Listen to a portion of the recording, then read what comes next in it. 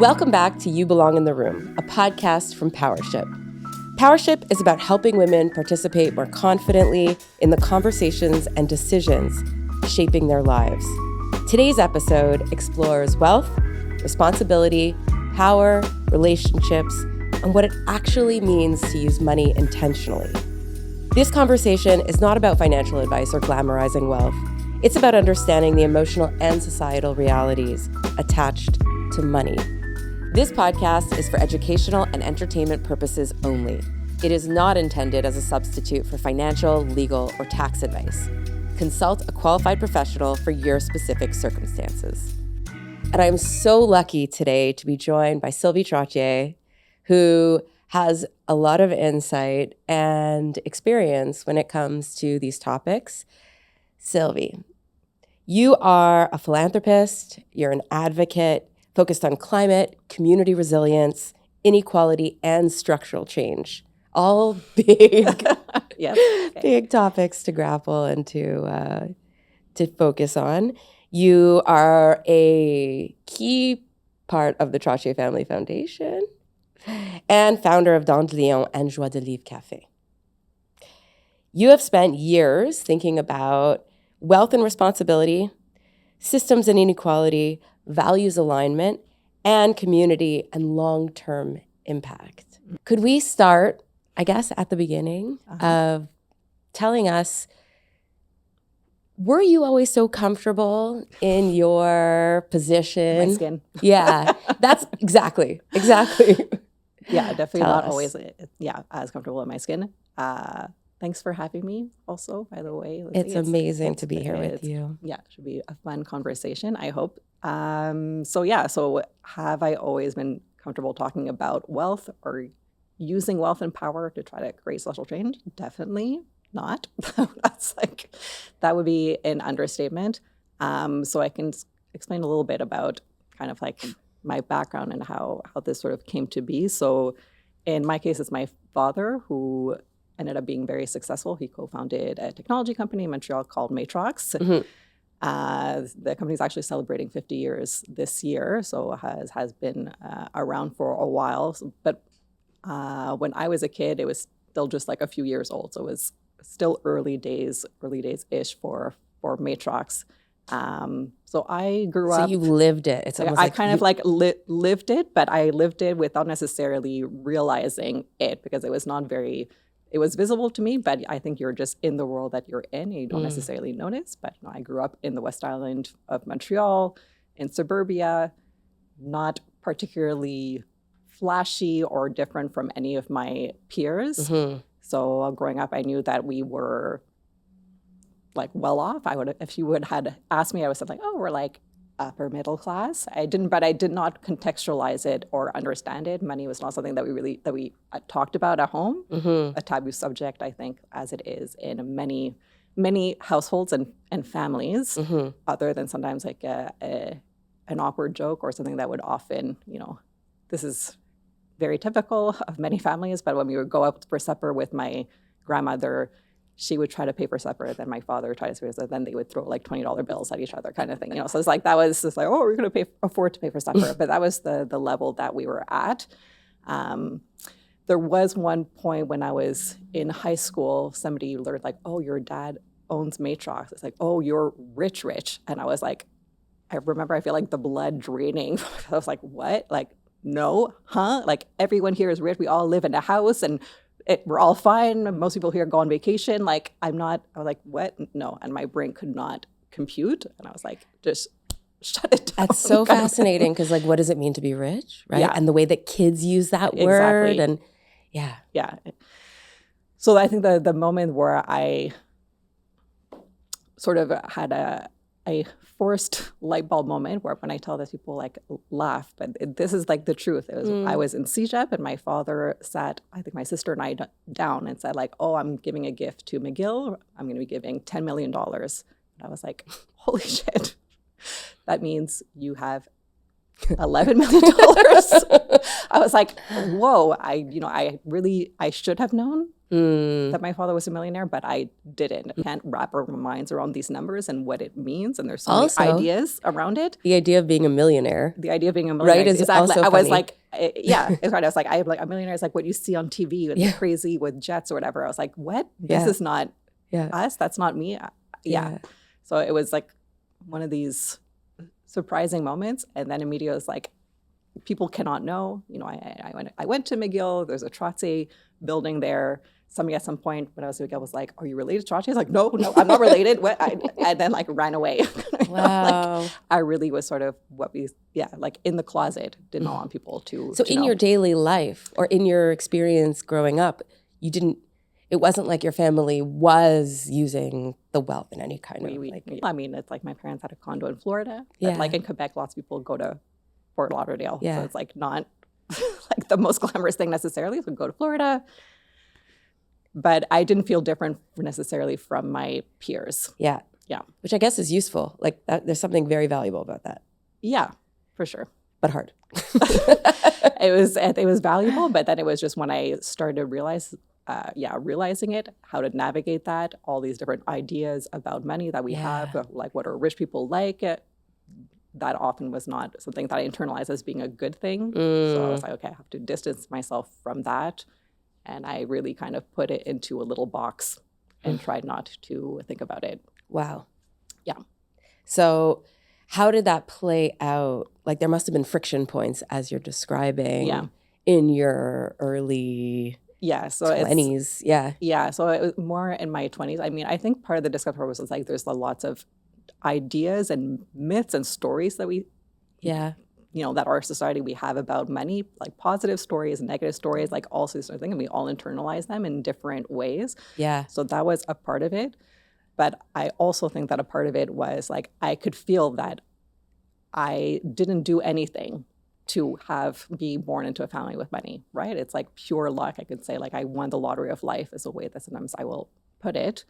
So it's like a question of luck, but it's not just luck. There really are like structural, systemic kind of causes about how wealth accumulates in the hands of just so few people.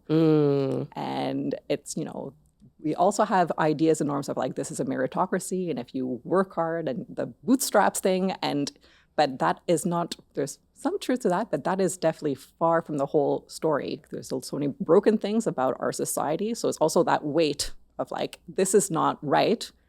I don't, I don't deserve this. So therefore I couldn't really deal with it.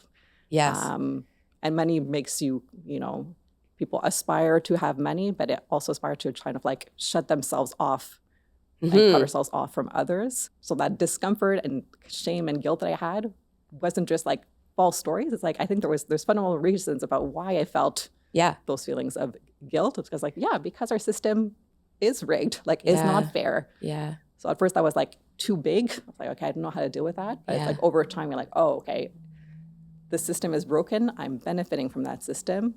But since I'm here now, like, what can I actually do about it? Yeah, so there's a lot there, I think, in that just like brief description, because number one, money is so emotional and comes with these feelings of guilt and shame, I think, almost across the board. Yeah. And so what's so interesting to speak to you about it is that I think many people would look at you or someone in your situation and say, yes, you've won the lottery of life, right? 100%. And at the same time, it comes with a set of different types of challenges. Right. Especially for someone like you who, and I can really relate to this, especially in my 20s, looking at the world and wanting to fix it in as many ways as possible and seeing all the injustice that exists. Money doesn't have the same relationship as it does commonly where you're like, I'm going to work hard so I could get money so that I can do the thing. It's like you've already accelerated to the level of I have it or I have access to it. Yeah. And which come with that's like a weighty. Yeah, it comes with a certain weight, but it's a weight that like once you actually grapple with it is like incredibly, is like an amazing opportunity and tool to be used, not a tool to be like, people could look at me and say, oh, incredibly lucky. Lots of people might, somebody's like, oh, I could just go and take like a world cruise and just peace out. Yeah, but that's not really, I think, contributing to joy and like alignment with one's values. So definitely it's not the case for me. So, this whole time where I was trying to separate, it's like my work, compartmentalize, was not good for like my insides. It did not feel good. It was more as I started to be like, okay, let me actually be transparent about who I am instead of hiding who I am. Like, here I am. I like, okay, and now what do I do with it? There's a lot more kind of peace to be in that alignment across like the different spheres of life. I think deep down in our lives, and this alignment, and it's possible with all different amounts of money. Exactly. Right? And I do think that what you're doing, I mean, the level at which you have access to power and that you are using it incredibly effectively, efficiently, and just thinking about it like deeply is super admirable. Yeah. I mean, to me, it's like, it's not, I think it's not that hard. It's like, I think that's also something that I wish more people who do work in philanthropy or investing could understand. It's like, actually, we have so much power that is untapped, and there's a lot of value in that unexpected narrator piece of it. I also do advocacy work on like taxing wealth and taxing the rich. And so they, rich people should also pay their fair share. And it's not something to be like avoided and reduced at all costs. It's like, we live in a democracy. We live in a society. This is like a beautiful thing to like contribute to our society and community. And for a wealthy person to say that, as people are like, that there's like value, because we are a little bit surprised to hear that. So, those of us who have, for whatever reason, structural, have you, are in these positions of power, can do a lot to sort of switch the narrative or to make changes that then benefit everyone, including people with money. Because I don't think that a society where fewer and fewer people accumulate more and more and more of the wealth is like a very healthy place for our society, and should not be the goal. The goal should be that we have a thriving community and society where everyone is like able to live a good life that looks right for them. Yeah. Right? No, I completely agree. I feel like it relates to that expression, what's good for the hive is good for the bee. And I think that, I don't know. Something like that. But the fact that you have the ability to see it from that lens, I just think is like one step further. Right. And the type of work that would be so beneficial for all of us to do. I'm going to skip right to this idea. I want to come back to how you think about your philanthropy, because amazing. But I want to skip right to the idea of enough. Right. Because that relates to exactly what you're discussing. Yeah. You're describing right now. And it's a question that fascinates me. The answer will be different for everyone. For sure. And I think not enough people are just asking it. Yeah, I think even asking that question is radical in certain spaces. 100%. Yeah. 100%. Because we assume more is better. Yeah. Not true. Yeah, more is better. Growth. Yeah. More. Yeah. But I think the question is like, to what end? Right. Like to what purpose? And is that really what is going to make you, like, what is success? What is legacy? What do these things actually look like? What does freedom look like for you? Like, is freedom hoarding so many resources that then you have no accountability and can do whatever you want? That's like, I think the version of freedom that we get told is asking what we want. But I was like, that is quite an unhealthy way of approaching it. Like, having true freedom is like being in like full community with others, like having strong relationships, friendships, and feeling like, I can be who I am and like find joy with others. That is like a goal that I think has value and can look different for everyone's, but it's not about the number of zeros in your bank account, like on some Excel spreadsheet, is actually going to give you. Right? I love that you just connected what is enough to freedom as being the goal. Yeah. Because financial freedom, not even financial freedom, just freedom. Freedom, yeah. Right? Is I think, one of the ultimate goals. I would completely agree with you. And then how you see getting to that, whether it's kind of you against the world and having to hoard and accumulate versus improve the entire world. I mean, it's a very powerful distinction. So in doing this exercise, where do you start? Like, if anyone hasn't even considered their own enough, because I think it's, and it could evolve over time, but how do you start the process of thinking about that question? Yeah.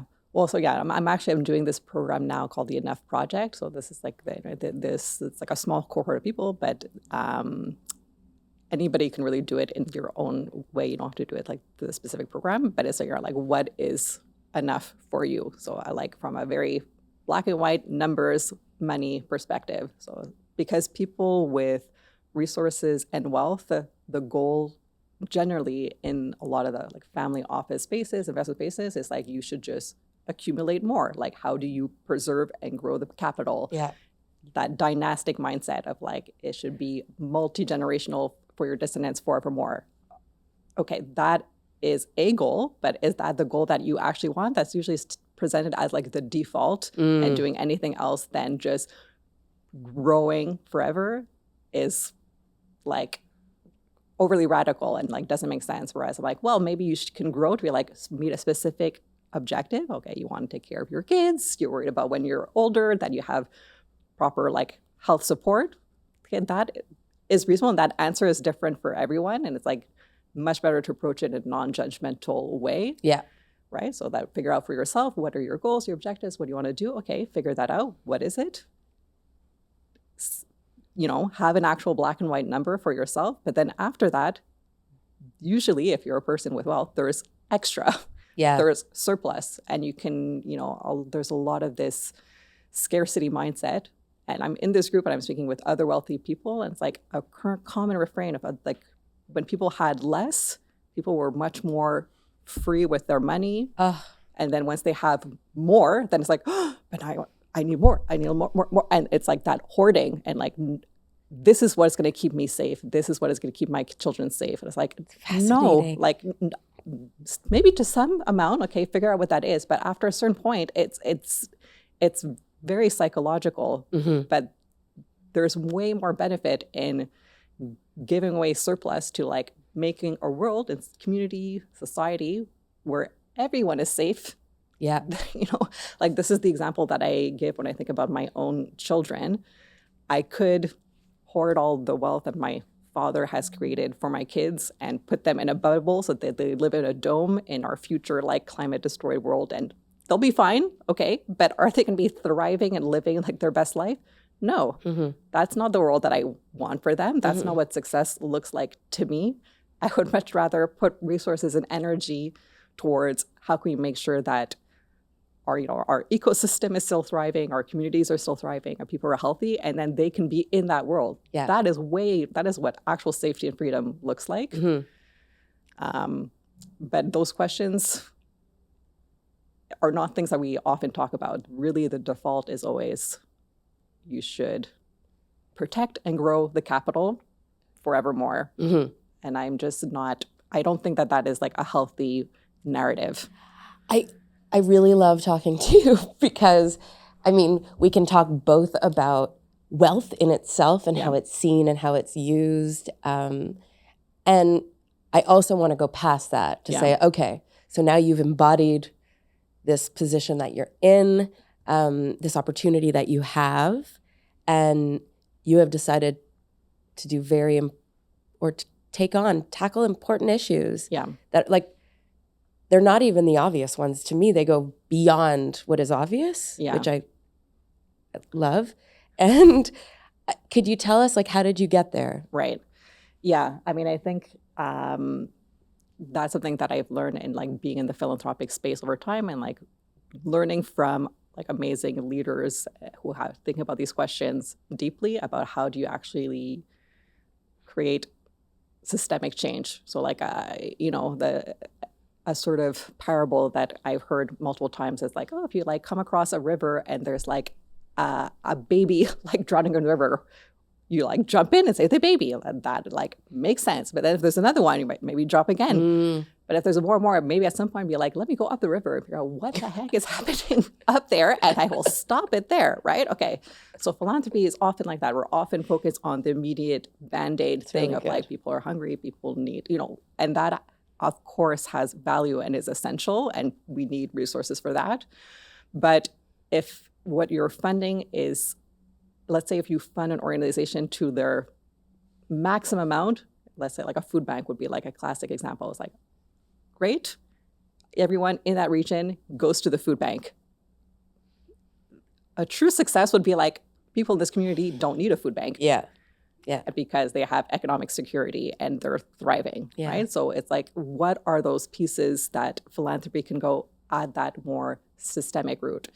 And I think it's harder to do. It's more diffuse. There's like lots of different forces at work.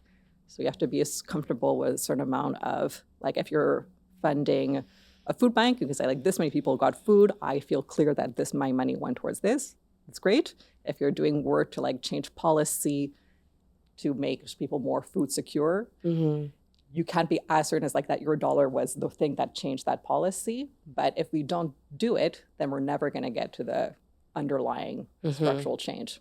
So there's I think a lot of discussion in philanthropy of how you can be more strategic, systemic, work with others to have bigger change. And actually, like so many big movements of like social justice, civil rights were funded by philanthropists, often in the shadows, but made these big structural changes possible. So if we want to have big changes for the future, like focusing our energies on that, I think has value. So that's how we sort of, at least for me, my background is in environment. We've done a lot of work on climate. That's like, there's big power differentials there. There's norms. It's like at the narrative level. So how can we fund that work so that we have gains that sustain over the long term? Yeah. You're doing a lot of tough.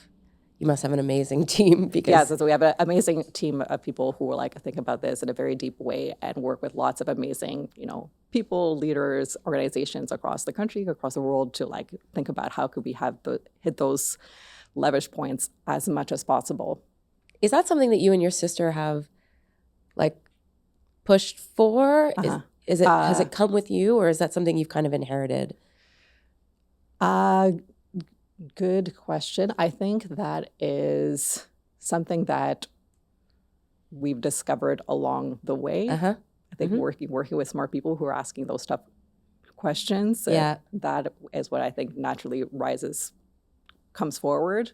And I do think philanthropy is like a powerful tool that can take risks that other places cannot. Right? It's like philanthropy can think about the long term.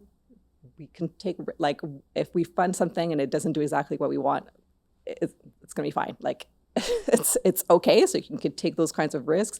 You can bring people together. You can do convening. You can do advocacy. You can do all these things that like nobody else is quite as well placed to do. So if you're not doing that, to me, that's like such a wasted opportunity. So my sister and I are very aligned on that, and the whole family and the team, at the foundation is as well. So I guess everyone is comfortable talking about money now. Sure. Or do you feel like there's still... I mean, money always is going to be, like, I find it awkward still. I've gotten more used to it, but to be like, hello, like, I am a person with money is strange. Yeah. But I'm like, okay, I have to get through my own discomfort and move forward. Like, I'm not a very naturally outgoing person. I'm much more introverted. I would much rather be at home with a book, like listening to cozy music. But I cannot do as much change that way. Yeah. So I'm like, let's build a skill set. Let's get better and comfortable at it and do it. Yeah. Yeah. Well, you're clearly doing it very well, I would say.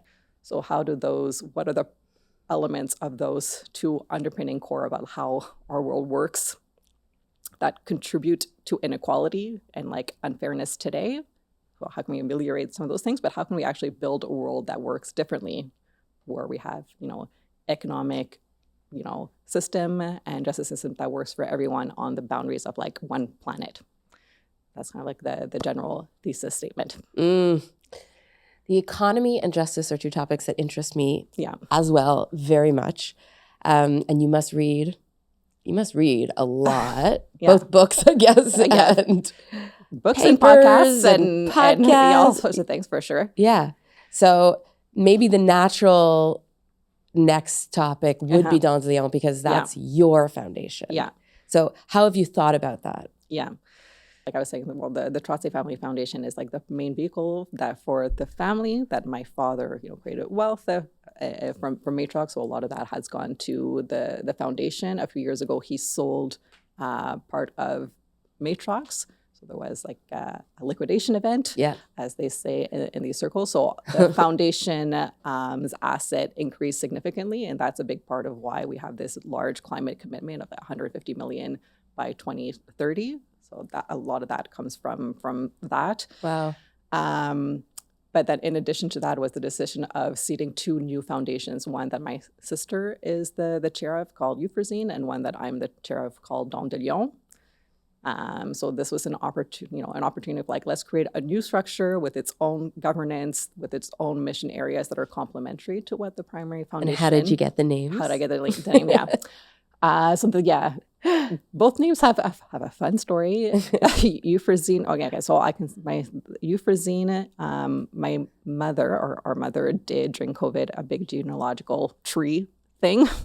So along the matrilineal line, 7 generations, and actually the 7th generation is the oldest that my mother was able to get to. But there is also something in like indigenous knowledge about like 7 generations in the past, 7 generations of futures, kind of like thinking along those long lines. Wow. Anyway, but along the matrilineal line, 7 generations up, somebody called Euphrazine.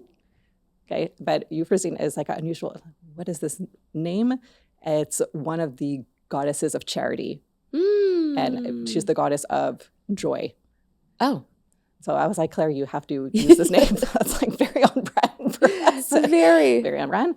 And for Don de Leon, my background is in environment and ecology. So dandelions are plants that humans have designated as weeds, as not welcome, but that is not an ecological category, right? There is no such thing biologically as a weed. We have just made the cultural norm of who and of what is or is not desirable. I did not know that. Yeah. So we decided these plants are not desirable, but there's a whole narrative about who and what has value. But dandelions, the leaves are edible. There's like medicinal properties. Children, it's often the first plant that children will play with, and they're incredibly resilient. So despite lots and lots of efforts to remove them from the public space, like good ideas that can go viral, they come back and will grow in all of the most unexpected places, like a crack in the cement. You will have like a dandelion. So like good ideas, there's power in that. And the other thing, anyway, because I have a background in ecology, like dandelions are an asteraceae. So it's actually each flower is not one flower. It's like a colony of hundreds of flowers. So it's also about like calling, community together. Anyway, so lots of different ideas. I was like, I like the symbolism of it. Of that. And Dandelion Foundation is, again, because I'm like, okay, this is something new. So let's look at try to fund something that others are not necessarily funding as much, and looking at that core like structural change. So we're looking at how our economy functions, so our economic system. There's a lot of like very good movement organizing around things that are broken that we want to change, but not as much work on like, okay, well, practically, what are we fighting for? What does that look like in a very real, practical, tangible, common sense way? So that's what I'm interested in. Of like, we have an economic system that is, generally a capitalist system that functions now, that has lots of merit, but there's parts of it that are very broken, where we have like rising inequality at a level never really before seen. I think most people feel it, right? We have like affordability crisis, a housing crisis, food crisis. These things are like prevalent and are contributing, in my view, to the rise of like the alt-right, of like authoritarian regimes around the world. This is a trend that is only accelerating. And it's not happening in a vacuum for no reason. I think it's happening because people feel left behind, things are not working, right? It's like that story of like the system is rigged. So there's like an answer of like, oh, maybe immigrants, LGBTQ people are to blame. And that's, that's one story. What is our story of like, how can we actually build something different where everyone is thriving? Yeah. What does that really, how could that work? How can we change the incentives so that we're incentivizing building a world where people are safe and free versus the current model where we're incentivizing the accumulation, hoarding of wealth in the hands of the few, right? Yeah. I mean, having studied philosophy and then law and then tax and then investments, I feel like, I am very excited to follow your work for the rest of our lives. It's super, super, super important. And being able to think through to what the real goals are and then how to incentivize people actually. Yeah, that's it. I don't want to do work that's just, I think it's important to imagine and to like aspire, but it also has to be real and pragmatic. So what are like the tax laws? What are like the property rights laws? Like what are the things that we actually need to change? Because these are all, the rules that we live in now are not laws of God from on high. These are policy choices that we have made about how bankruptcy works, how ownership works, fiduciary duty. We can change what fiduciary duty looks like and what are we solving for, which risks are we taking into account, which stakeholders are being taken into account. These are our choices that are policies that we can change. So things can look differently. Sometimes we're so used to the world that we're in, we're swimming in, we don't even see the water. Yeah. So like philanthropy has that spaciousness and like privilege to be like, oh, let's like pop our head out of the water. Yeah. Most people are in it and you're you're struggling to survive. So that makes sense. But if you're able to like, okay, what's happening? How can we make this work a bit differently? It's like, I think exciting and like, that's such a great analogy to like try to do something about it. Yeah. And that's such a great analogy about the privilege that you have when you have the power of wealth. Yeah. And the importance of using philanthropy to achieve real impact. Yeah. Both short-term and long-term. So I think part of the challenge of this work is uncovering your values. Yeah. Right? And part of what you're also doing on the side, or not on the side. It's like on the side, but it's like a big part of my day-to-day life these days. So my, so I've been engaged in this work for the past, 10 years, let's say. Yeah. A number of years. So starting slowly, more and more. Now it's like, at some point, actually when I was on mat leave with my second daughter, I was still working as like a sustainability consultant analyst and doing these things on the side, on the board. And I was like, you know what? I should just accept that this is my life instead of like trying to run with it. It's like, here I am. This is like a major gift. I could wring my hands around it forever, but I'm like, I'm just going to like lean into it.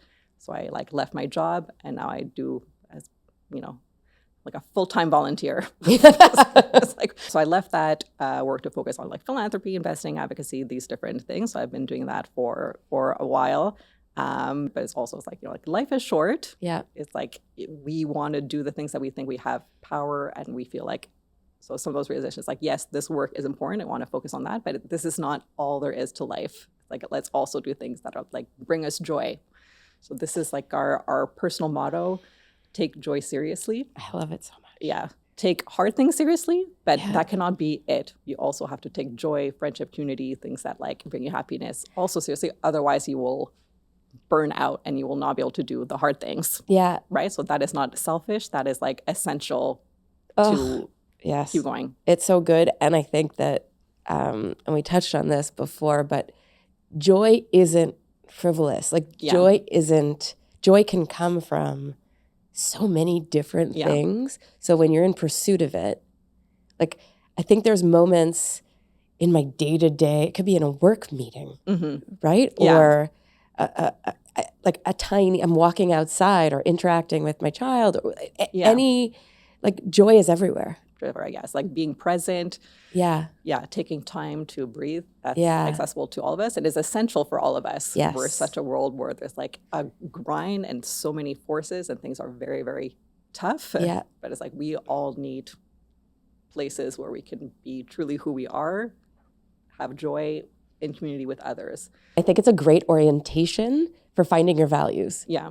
Because joy, I think, lives when we're doing things in alignment, For sure.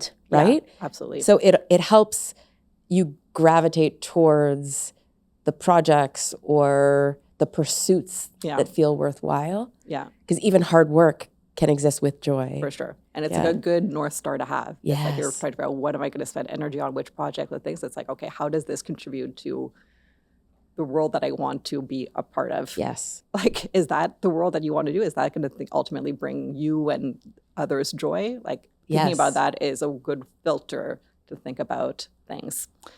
And so there was like kind of like a joke when I was a teenager of like opening up a bookstore that sold nachos. This was like my dream, that maybe had like a beat poetry night because it was the 90s, we wore some flannel.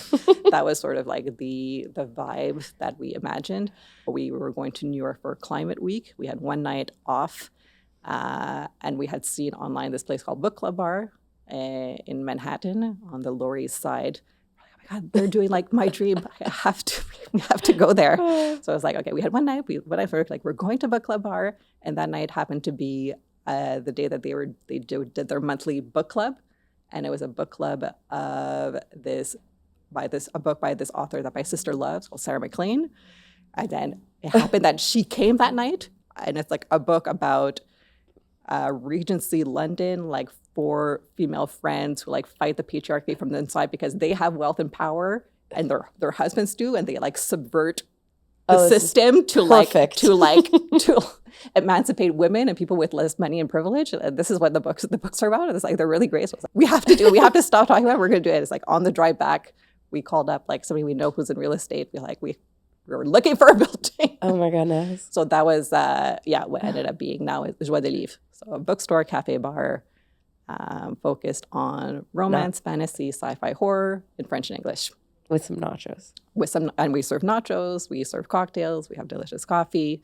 Yeah. So we have books. We have books, yeah. Do we want to talk about any of them in particular? I certainly can. So we, know Rachel Reed. We knew the book that was being turned to a show. So now it's like lots of hero rivalry content. It's a great book.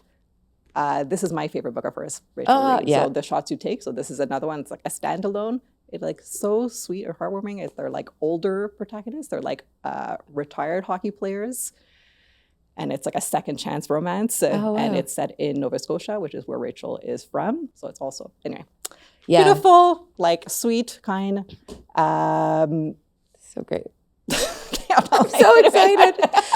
Assault of the Wild Bill. So this is an example of hope punk. So like science fiction often is like very popular to have like dystopia. Yeah. But also it's like, well, what can the world look like in like things have broken apart, but what could society look like afterwards?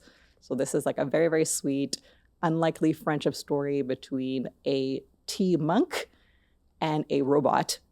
And it's like a road trip, but it's just like a very sweet, and it's like nice, calming, feels good for like the nervous system. That's so surprising as a combination. Love it. Fourth Wing. So Yes. anybody, this is a good entry point for romantasy. I would say either Fourth Wing or A Court of Thorns and Roses is your entry point into the world of romance, fantasy, hybrid. This one is like extremely popular. It is a military college with very high stakes, kind of like Hunger Games, because many people will die trying to make it. Yeah. Okay, this is the book. This is the Sarah book. I have it signed by Sarah at the front here. Oh, that's so great. So it's really great. How we show up, this is Mia Burzong, who I've gone to meet a few times and know, but she's a really amazing leader that talks about these questions about like, what does community look like? What does freedom look like? How can we actually live in this kind of world? And how do we do that with intentionality? And how do we kind of like compost away or like put away these more broken narratives of like hoarding money and power, and that is what's going to create community or keep you safe, but actually like let's actually create ties and connection. And that is what will actually make us show up as who we truly are. And she's really inspiring, amazing person. Yeah. And Robert Reich, I'm like a fangirl of his. Yeah, he's like amazing at explaining these concepts or complex of policy changes that can be very dry, but puts it in a very, I think, tangible, clear way. And like I like the framing of like saving capitalism. As a woman, a leader in the philanthropic world, and the book world. Yes. How do you feel like your role is different? Because it's funny, I said this at the conference where we were together, but in my son's class, they had an entrepreneurship project. Right. So they were creating a business, and the teacher said, in general, men or the boys tend to choose for-profit businesses, right, whereas the women choose non-for-profits. How do you see, being a woman in a philanthropic space, but it not being anything less rigorous, right, or different, yeah, than for-profit? Yeah, I mean, that's something that I see, I think, frequently in like family office spaces or spaces for high net worth families. Yeah. There's a lot of questions of like legacy and like generational transfer and how do we bring up the rising gen, the next gen, and what does that look like? Kind of that terminology. Totally. Yeah. And what I often end up seeing is that the men are placed in charge of like the business, like the next generation, like the family business or the investment side of things, and women are more shepherded toward the philanthropic side because it's seen, but like softer. It's like, oh, it's just nice. But the way that philanthropy, when done well, is like incredibly rigorous and strategic and has the need for a lot of skills and work, and is just as complicated as the for-profit enterprise side of things. Obviously, you have a system that you've developed to think through your objectives, and your strategies. Tell us about it. I have my 3-step plan. If you're a wealth holder, to change the world. This is like, if I was better at social media, I'd be like, how do you want to do? 3 easy steps. Let's go. We can make this happen. This is the way that I try to think about it. So the first thing is like giving away money. So philanthropy, but giving away money that is actually contributing to structural and systemic shifts. So doing it in a way that's collaborative, where you're convening, where you're asking hard questions, and funding those things that are like not as easy and maybe not as immediately satisfying, but take all of those benefits of philanthropy, of like the risk appetite, the long-term view, that empower, that all of those pieces, and directing it toward that. So that's step 1. Step 2 is usually if you're giving away money, there's other money that is sitting as invested assets, right? Assets under management. Yes. And that's true for foundations. There's a 5% disbursement quota. Yes. That means there's another 95%. What is happening with that other 95% that's in philanthropic foundation, for example, or personal assets and wealth, right? So investing aligned with the values and the world that you want to see, that's where it's like that piece of like alignment, like it's all too common to be like, I'm going to fund, even some hospital foundations. Yeah. Obviously work on like health, but they might own stocks in like tobacco companies, right? It's like, that's like a very clear example where it's like, okay, there's something there that you're not working in concert together. So actually be thoughtful. And there's so many tools in the investment space to make an impact, from, like broader ESG practices, looking at that as like a positive screen. You can have negative screens, like we were, divested from fossil fuels, more than a decade ago. That's like something that is like a relatively low lift. You can go further towards impact investing. We do a lot of shareholder engagement, so engaging directly with the companies that we hold. Yeah, that's often something that you hear all the time of like, oh, you shouldn't divest because then you lose your seat at the table. Like, great, use that seat. Yeah. How are your investment managers voting? Find out what their voting practices are. Is it aligned with what you want? If not, push for it to be different, right? So that is like an important tool that is way underutilized. So want to give away money. Step 2, invest your money the way you want to see. And then step 3, be like, get to why you have so much money in the first place. So it's really like the structural piece. So the this is like a quote that I gotten from an androidatus, who unfortunately I didn't have his book physically, so I couldn't bring it. Wrote Winners Take All. We'll link it. Yeah, we can link it. This is like a powerful thing of generosity. Great. Generosity should not be a substitute for justice. Oof. Yeah. So actually looking to those structural forces where, in an ideal future world, we don't have philanthropy because we don't need it anymore, right? That is the ultimate goal. It's like the world we are in now needs it, so I'm going to use it. But ultimately, it shouldn't be necessary. So that's why it's like advocating for things for like tax reform, advocating for changes in our economic system. How do we use this is another little tool that I use, the 4Ts, are time, treasure, ties, and talent, to actually shape the world that we want to see, where it actually more is anchored in justice. Wow. Yeah. Do you want to say one more minute on the 4Ts? The 4Ts.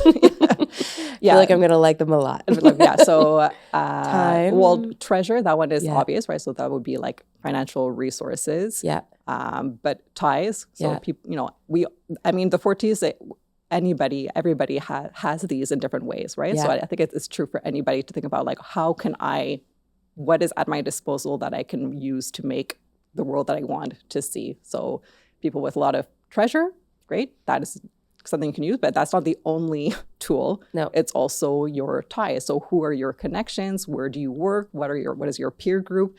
What are the leverage points that you have there that you can use? Your time, so like your energy, what are you focused on? Yeah. And your talent, so what are you good at? So if somebody's good at communications, great, maybe do work on that. If somebody is great at organizing, bring people together, do more of that, So it's bringing all those pieces together, and that's that, when I first heard that expression, the 4Ts, I'm like, this speaks to that alignment. Yeah. Like don't do on the one hand one thing and undoing the other. It's like, how can it be coherent across the board?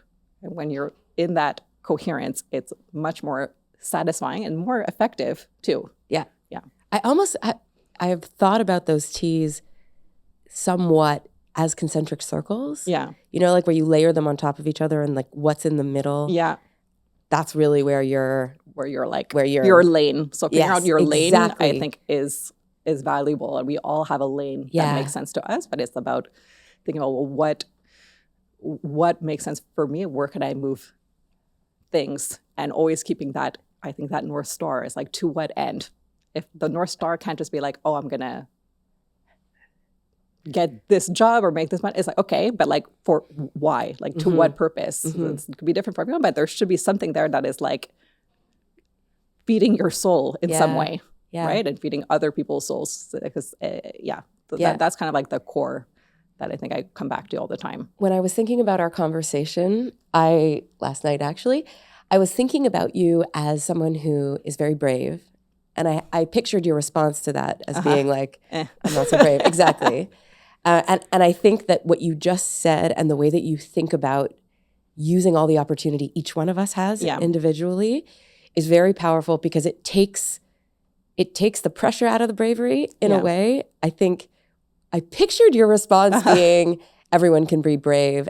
And what I thought would be useful to come out of this conversation is that there's no reason to wait to be brave. Right. We all have a capacity. We all have a paradigm in which we can be. Yeah, there's all things that are at our disposal that we don't think about. I think it's true that it's like people also have, that also is like the piece of like privilege gives you more capacity and more like bandwidth and space. Like the spaciousness to think about these things is something that not everyone has. So it's not something that's like, not changing the world. I get it. Yeah. It's like different levers for different people depending on where we're at. But it's like using those, I think, is immensely valuable.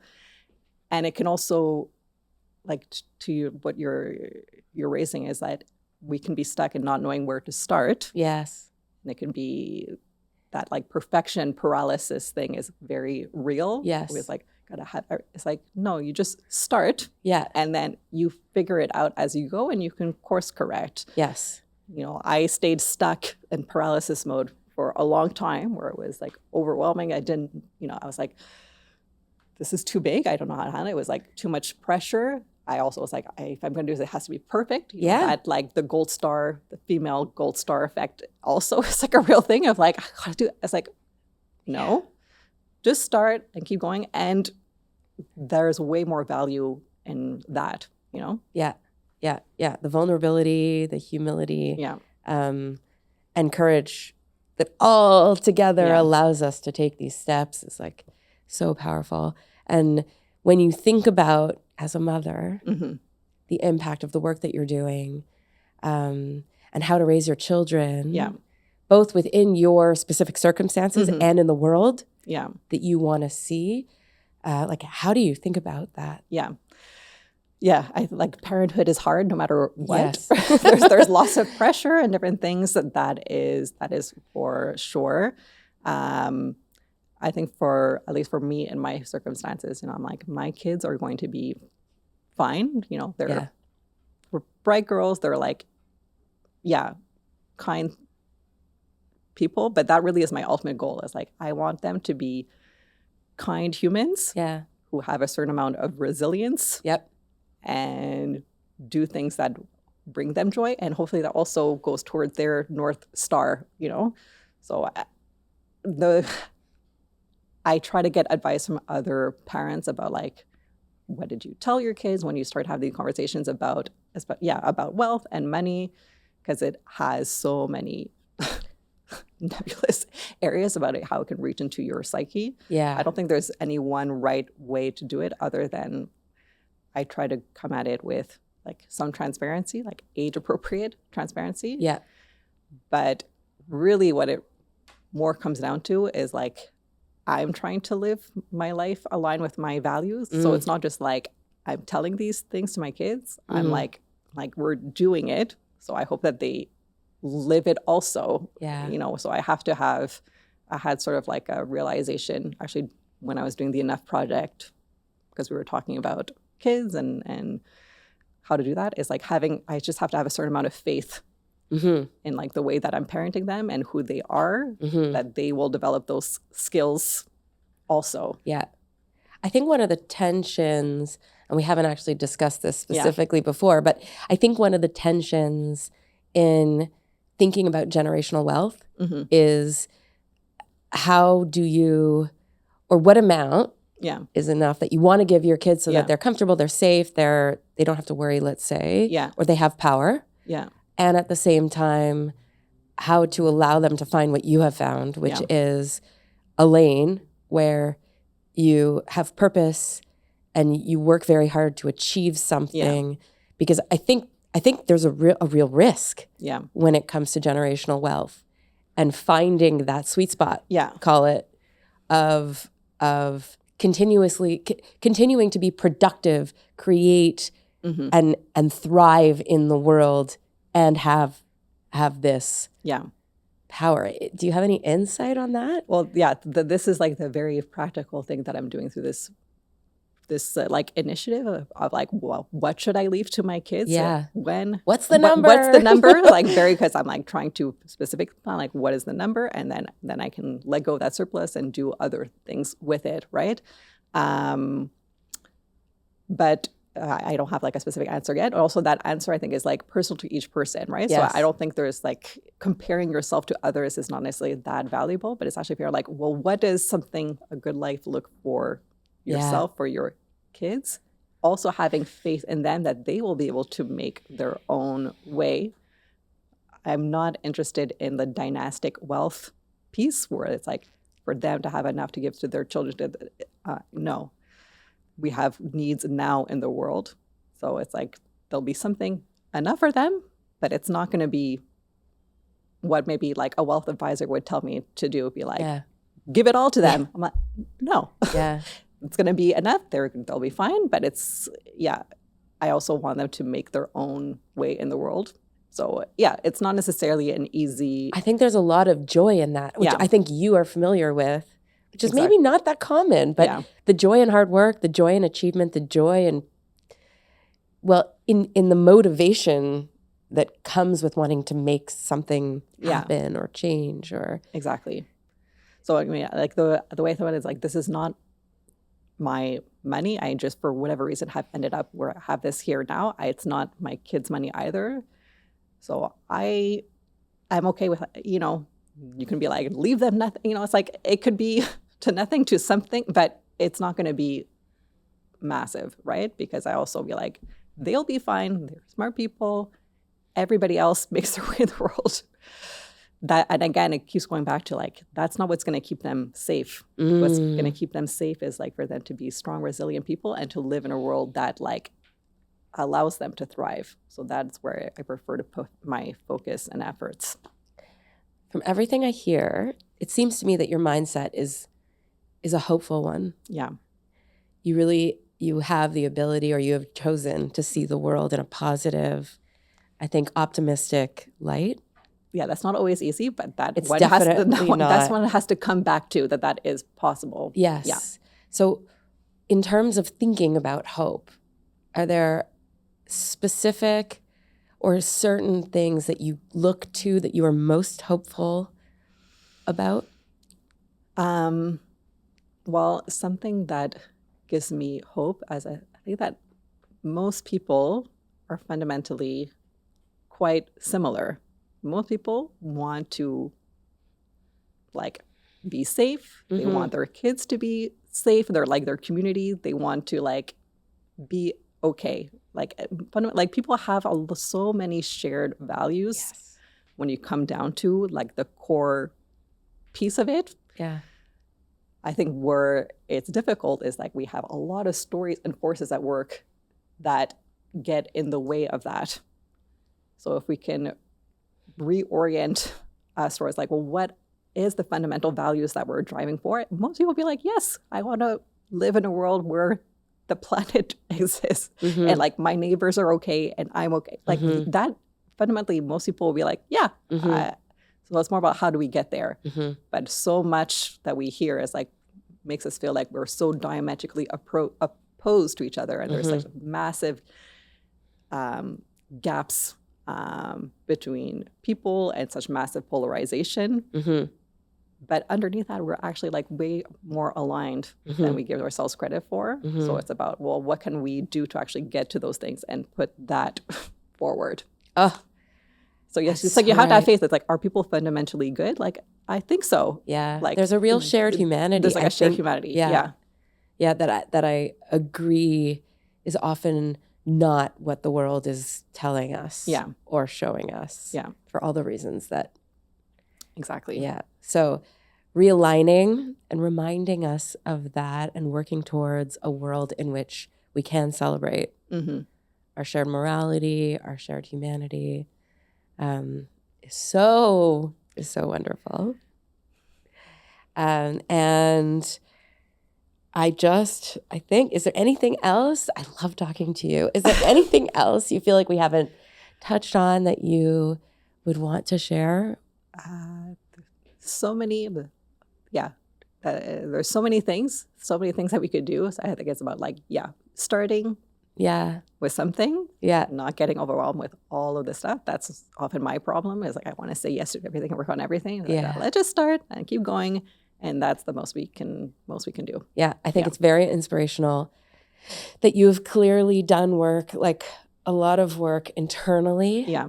And it shows, you seem very in touch with, comfortable in your skin. To be completely circular. Doesn't happen in and of itself. So actually, this is maybe a sidebar, but I went to an event last week with the astronauts. They came to Place des Arts. And I heard them speak, and it was like way more moving than I was expecting. I cried. Wow. I was like, what's happening? But the first question, how did you guys, it was like a lot of training for this. How did you guys prep? It's like their main piece was like, we worked hard with intentionality about how to create a team because we're humans and there's this very high pressure. We're going to have differences of opinion but we need to actively work about how do we resolve conflict? How do we work together?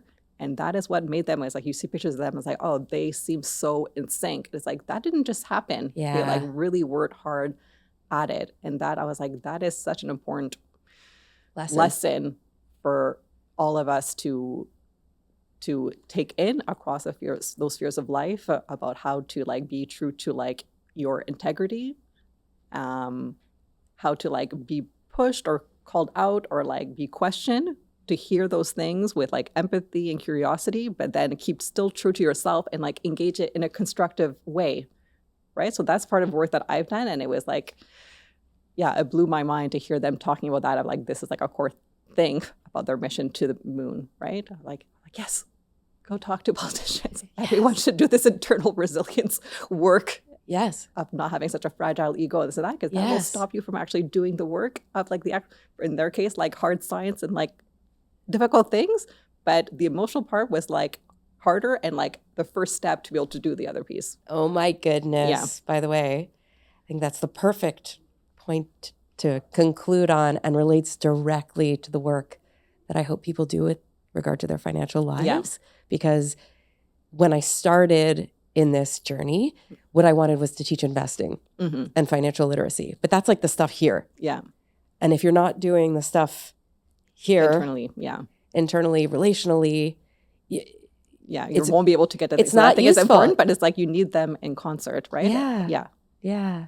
Thank you so much, Sylvie. Thank you so much. This was so interesting, and I really look forward to having many more conversations together and following your work. Great. Thank you. Thank you. Thank you so much for joining us today for You Belong in the Room, a podcast from Powership. Today, I had the privilege of speaking with Sylvie Trottier on money and wealth and the power of using it as a tool to make the world better with intention and alignment. So many key ideas came out of our conversation, and if it resonated with you, please feel free to share. You can follow us on Instagram at Powership Collective and find out more information about the upcoming symposium on our website, powershipcollective.com. Thank you for being here.